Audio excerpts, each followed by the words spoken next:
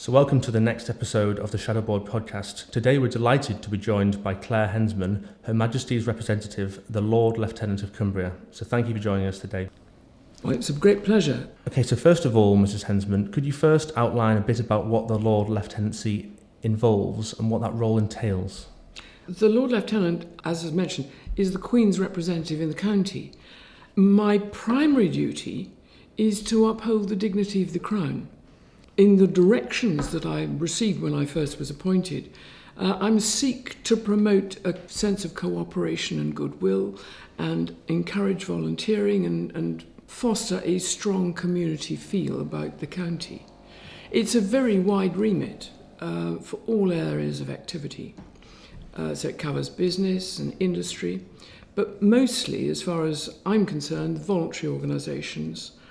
But also there is an additional function because the history of the lieutenancy is military.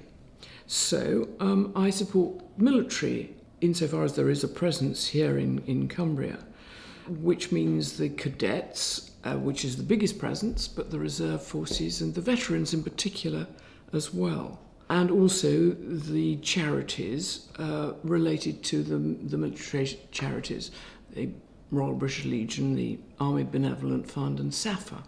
And I end up as the local patron or local president of their particular branch. So Cumbria will have a branch of SAFA and branches of British Legion and the ABF, Army Benevolent Fund.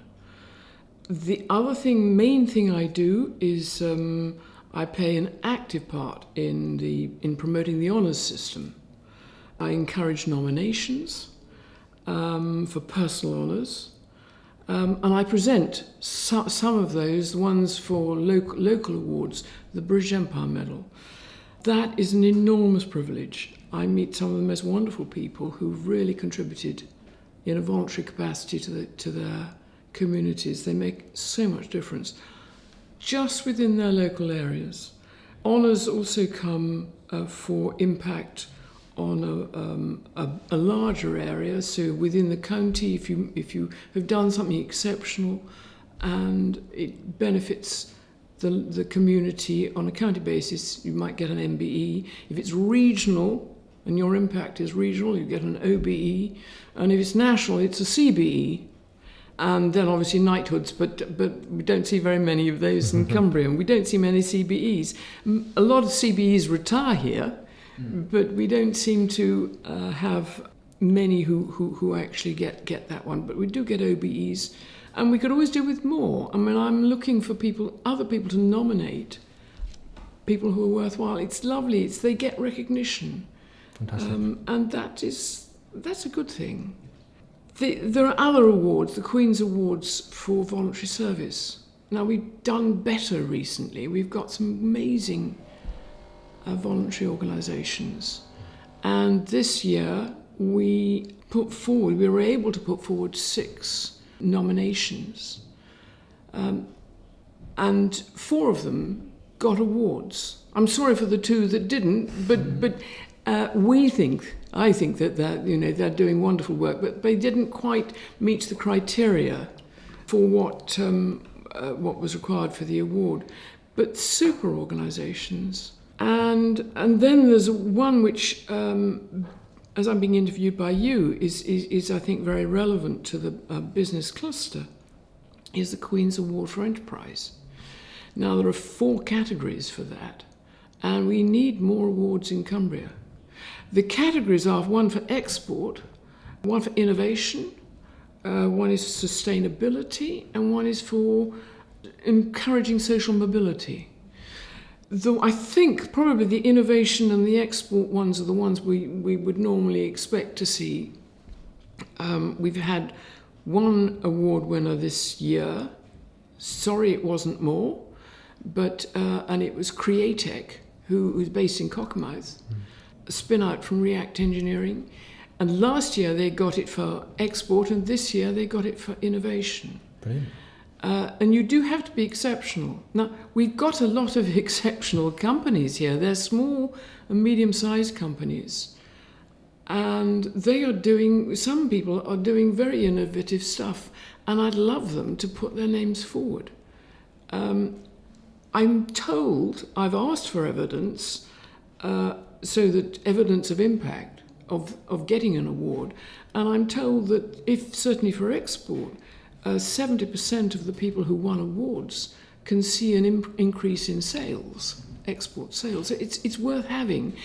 And I think, as far as the Middle East and China is concerned, that logo saying Queen's Award, which I think is valid for about 5 years, makes a difference. It must mean a huge amount to companies, and it's obviously it carries such kudos and credibility across the county, really. Yeah, that's right. So I'm for this year. It's probably a bit late because the forms are quite complicated, but it's free to enter.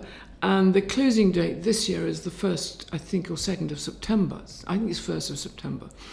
And you hear whether you've got an award on the 21st of April, Queen's actual birthday next year, if you've got through. But even if you're too late this year, please, I would urge any small companies that just look on the web or on Google the Queen's Award for Enterprise.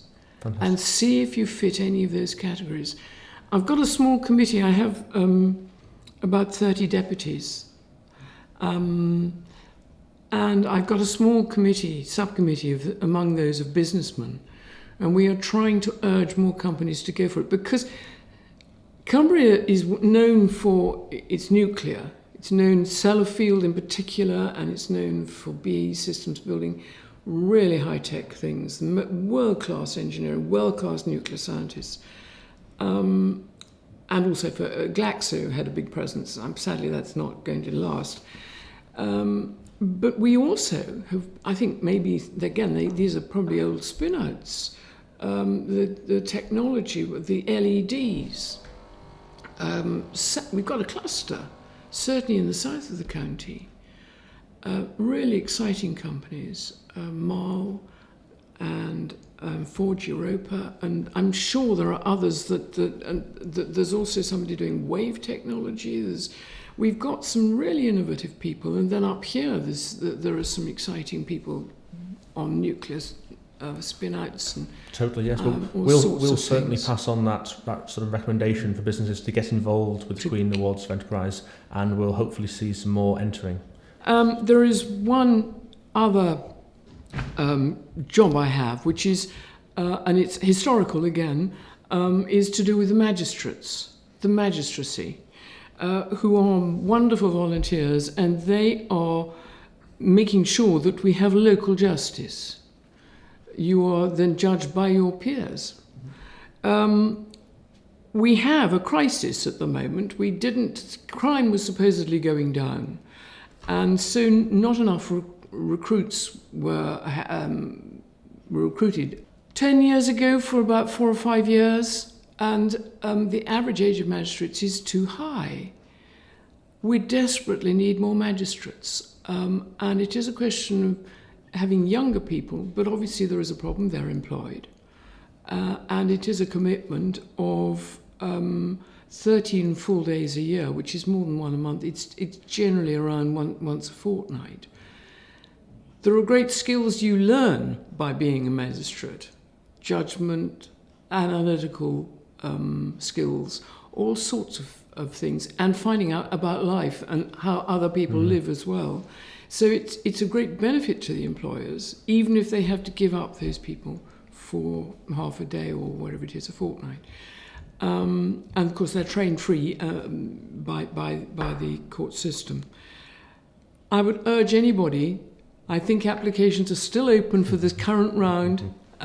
Please, I need more magistrates.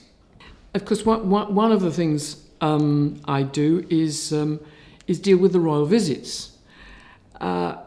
We've had quite a lot this year. We're terribly lucky. We get almost an annual visit by the Prince of Wales. And he's been coming ever since Foot and Mouth, every year. And I work out with the assistant private secretary, who specialises in rural affairs, what we can show the Prince. So I go with ideas to Clarence House and we discuss a possible itinerary, so that we don't spend the whole day travelling, that we try and group it in one area. But give a mix of something rural, something to do with a company, something to do with a charity, and something maybe that suits what the Prince wants to do. The Prince is on a mission. He has put so much into our farming and supportive of our farmers and our landscape, and he really appreciates the beauty of our landscape and how it's manufactured. It's a long-term manufactured landscape. And so he was very supportive of the World Heritage Site. Fantastic. But anyway, so that's the Prince of Wales. We're very incredibly lucky. And just to say, seeing him talking to farmers in their kitchens, he's very knowledgeable. He's a wonderful, wonderful advocate for us.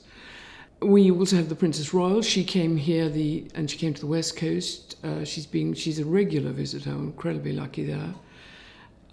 They each have their interests. The Duke of Gloucester was an architect, so he's always interested in new buildings and how people have converted and restored old buildings. We had the Cambridges. Now that was a first, not quite a first for me, because they came actually when I was first appointed, and they went to BAE Systems, and they saw around the Devonshire Dock Hall. This time it was Keswick, is that right? Keswick. And this time it was Keswick, and also a farm in Ullswater, because again they, I think, have realised. They also have absorbed the beauty of the landscape, and they want to make sure that they understand what some of the issues are. But they came to Keswick and they met with a whole bunch of people who we had collected together thanks to help from the Community Foundation, who I'm president of the Community Foundation, and they're terribly knowledgeable about the small organisations. And this is what it was all about, meeting the small organisations, people making a difference. I was delighted we were able to introduce them to a group of young people from Ewanrig or around that area who have pioneered a mental health project, and they called We Will. We got about 10 of them, and they were able to talk to them about mental health, which of course the Cambridges are focusing in on, because they have appreciated what problems there are. And various other small charities. That was really exciting. So that's really interesting to know what the role involves, but how do you actually become the Lord-Lieutenant? Well, that was the last thing I was ever expecting to be. It's a question of being tapped on the shoulder. It's not something you aspire to be or are lucky enough. It just happens, I'm afraid, There's no online application there. There's no online application. The consultations, the clerk of the Privy Council came up and consulted. I just happened to have been the High Sheriff for a year. So I had a higher profile. And I think I was reasonably well known in the voluntary sector. And having been High Sheriff, I had got round the county, so I had a county view, because we are actually quite parochial, some of us. You live in the West Coast, or you're north, or you're south, and there's north-south divide and west. But the High Sheriff job means that you do get round. And I think also they were looking for a woman. There hadn't been a woman Lord-Lieutenant in Cumbria before. So... and obviously today we have both a woman Lord-Lieutenant and a female High Sheriff as well. Isn't that? Yep, fantastic. So we're breaking new ground. And I think, as I say, I was known... I've done quite a lot in the voluntary sector. I did a stint on the Westmorland Hospitals Trust. I had been on the council at Lancaster University. And I've just finished 9 years on the board of the University of Cumbria. Oh, fantastic. And what else have I done? There is things that came with the job of Lord Lieutenant. So I had known the Community Foundation, the Cumbria Community Foundation. My husband had been a previous chairman of it. But with the Lord Lieutenant, they want you to have a position. So I'm currently president, and I think I will be for the duration of my tenure as Lord Lieutenant. And I retire when I'm 75. Is that a guarantee? That is on my 75th birthday, fall off a cliff. And is that set by you or set by the role? That is set by I think actually by an Act of Parliament. I think there is a Lord Lieutenant's Act, 1997, where they specified this. There we go. So then I'm history. I wouldn't say so. So I've done it for. I'm in my 7th year. They want 10 years out of you. They want continuity. That's the difference between the Lord Lieutenant, in part, and the High Sheriff, who does it for 1 year. So we've heard lots about the formalities of your role there, Mrs Hensman, but let's hear a bit about you. Right. Well, I'm not a northerner by birth. I was brought up in Somerset. My parents were both doctors. I was incredibly lucky. They were very keen on education, and it was assumed I would go to university. I'm afraid I let my mother down. I didn't go to Oxford, which is what she wanted me to do. She had been at Oxford, and my father was at Oxford. And my brothers went to Cambridge. So it was assumed I would naturally get there, but I'm afraid I didn't pass them. I didn't pass the right exams. So I went to London. I went to LSE, London School of Economics, which I didn't enjoy. There was a lot of student unrest. It was in the 60s, but it was a really good education to see how people were manipulated. It was a very political place, and I was very shocked as being a sort of wide-eyed, I thought, open to any views, but it was very interesting to see the political manipulation of students by some pretty savvy people. If you didn't agree with them, or you had a different view, they would go for you, the person, not your argument. So there was never any debate. You were unacceptable unless you agreed with them. I fear we're coming back to a certain extent in debate these days, and I regret it. But it was quite an eye-opener. I passed more than I failed, and they gave me a law degree, which was useful, but I've not used it. I then went off and cooked to just get away from everything, because and cooked really? For a year. Just for a total sort of break away from what you used to... Complete break, yes. And almost a sort of sabbatical... Well, it was fantastic. I cooked in Greece. I was known as a Murray bird. I was a chalet girl. Great fun for about 4 or 5 months. Oh, wow.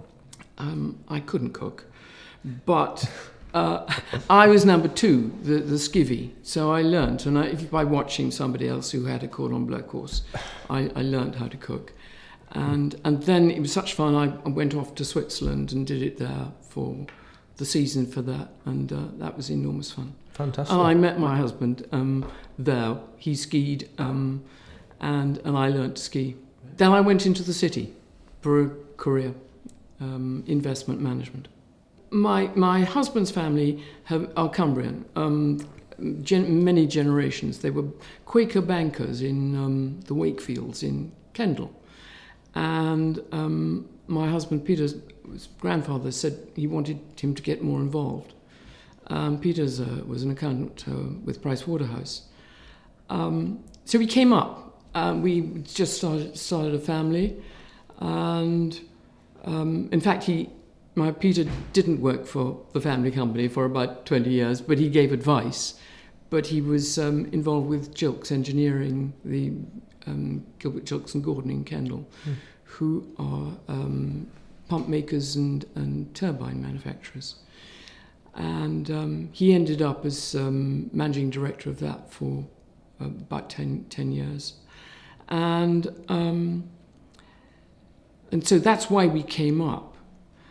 And I had this small family, and I couldn't see where investment management was going. I couldn't see anything, so I just started volunteering for things.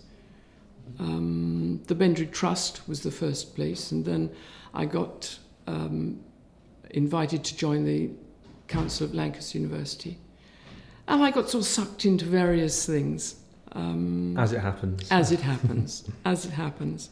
And I mean, I think that that short career in the city gave me some financial expertise. I'm not qualified as an accountant, but I can read balance sheets and know a bit about investment. So that has helped.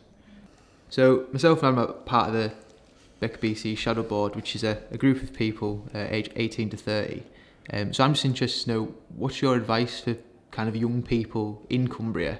You touched on some development things like magistrates and things like that, but what would you the nuggets you would give to young people here to kind of develop their career? Well, just try everything, is what I'm going to say to young people. Just open your minds and try everything.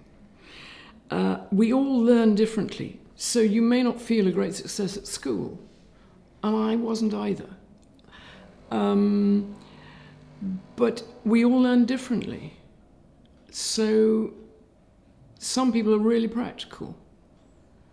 And then they just get the confidence by being success. If you can succeed and find something you're good at, that'll give you the confidence to go on and do things you didn't think you could do, because you've got a sort of mental block that, I can't do maths. But actually, you find you can do maths because you see the relevance of what you need to know, and then it doesn't become the major hurdle. So, and get yourself out. This is the most beautiful, beautiful place. Get yourself outdoors. Don't, for heaven's sake, sit all the time behind a screen. And join something to get yourself out, doing outdoor things, physical challenges, rather than loitering on the streets and saying, I'm bored. Go out and get a skill.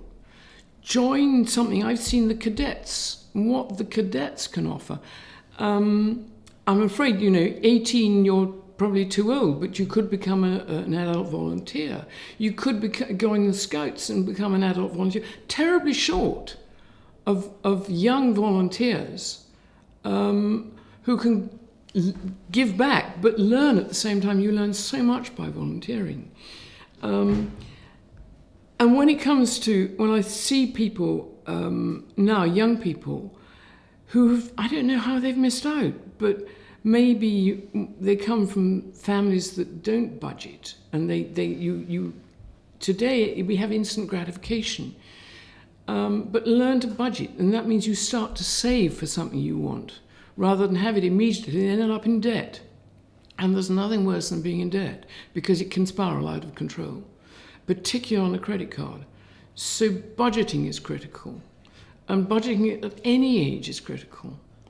And it's just worth having a fund for a rainy day. Having said that, debt is different. Debt, you don't want debt for living. You can borrow for capital, borrow to buy yourself a house or buy yourself an asset that isn't going to deteriorate in value horribly. But so that then you end up with more assets as you grow older, against which you've got for a rainy day. I think that's my advice. I was High Sheriff 10 years ago, and that set me really to have a passion about Cumbria. And the more I've got to know it and the people, and as Lord Lieutenant, the doors have opened for me. I get really passionate about Cumbria. I can bore the world for Cumbria, really. There is so much to offer here. And my sadness has been that in the past, young people used to leave because there was nothing for them. There is so much for them now. Maybe they have to go away, but I want them to come back. But even now, we now have a university, which we didn't have before. And there are skills that the university can offer by higher level apprentices and degrees which weren't available. So, and what is exciting about the university under the current regime and the Vice-Chancellor, Professor Mennell, is they are going out among the employers, finding out what the employers need and what skills the university can help them supply. And they may not be full degrees, but they're continuing professional development or diplomas or extras, credits that will be so helpful to increase and help the skill base here. And of course, people can start off in further education and then move through to degree level. And that's, again, they don't have to go away. The university is supplying, for instance, a lot of project management is going on at Sellafield, and the various contracts with some very substantial national employers, which the university has contracted. And if you want to be a policeman, and they are going to be recruiting 20,000 new police, there is a very well-recognised policing degree which you can do at the University of Cumbria. We're short of teachers. It's had a very well rated, it's good rated teacher training. So a PGC after a first degree. There are all sorts of things that we have now in Cumbria that weren't available. We are getting better, and with good education, aspirations about what is possible will rise among everybody at all levels, whether you're academic or not, and expectations of behaviour and what you can do with your lives, which can be so much more positive. So thank you very much for your time, Mrs Hensman. It's been a delight today. It's been great to hear about some of your views for young people and a bit about your journey, but obviously as well hear about the very historic and prominent role that is the Lord-Lieutenant of Cumbria. It's been a pleasure.